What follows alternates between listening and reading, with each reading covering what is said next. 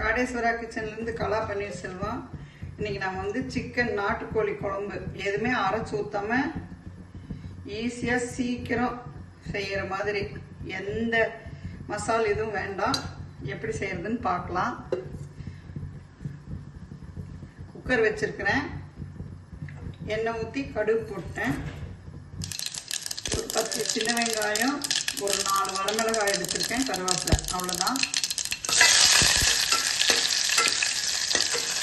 இப்போ அலசி வச்சிருக்கிற சிக்கனை போட்டுடலாம்.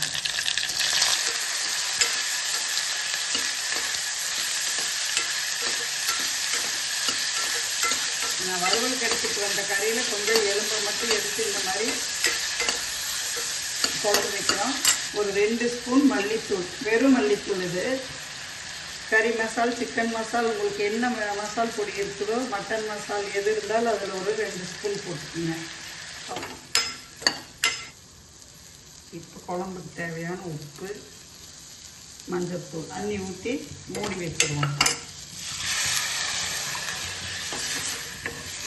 நீங்கள் இன்னும் குழம்பு இன்னும் திக்காக வேணும்னு நினச்சிங்கன்னா நீங்கள் இன்னொரு ஸ்பூன் மல்லித்தூள் போட்டுக்கலாம். இன்னும் காரம் தேவைப்படுறவங்க வெறும் வரமிளகாய்த்தூள் போட்டுக்கலாம்.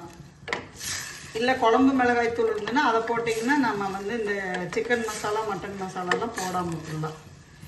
மூடி போட்டு ஒரு 7-8 விசில் விட்டு, எத்தனை விசில் வேணாலும் விட்டுக்கலாம். ஒரு கறி வேகிறத பொறுத்து விசில் வரட்டு பார்க்கலாம். இப்போ நான் 6 விசில் விட்டு எடுத்துருக்கிறேன். குழம்பு பாருங்க, இந்த எதுவுமே அரைச்சி ஊற்ற வேண்டாம், வெறும் மல்லித்தூள். எந்த மசாலா பொடி இருக்குதோ நீங்கள் அதை போட்டுக்கோங்க. கரம் மசாலா போட வேண்டாம். சிக்கன் மசாலா, மட்டன் மசாலா, கறி மசாலா எது இருந்தாலும் ஓகே.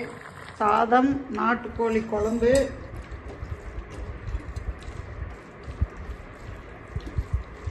நீங்கள் இந்த மாதிரி ஒரு தடவை குழம்பு மட்டும் வச்சு பாருங்கள், என்ன டேஸ்ட்டாக இருக்குன்னு.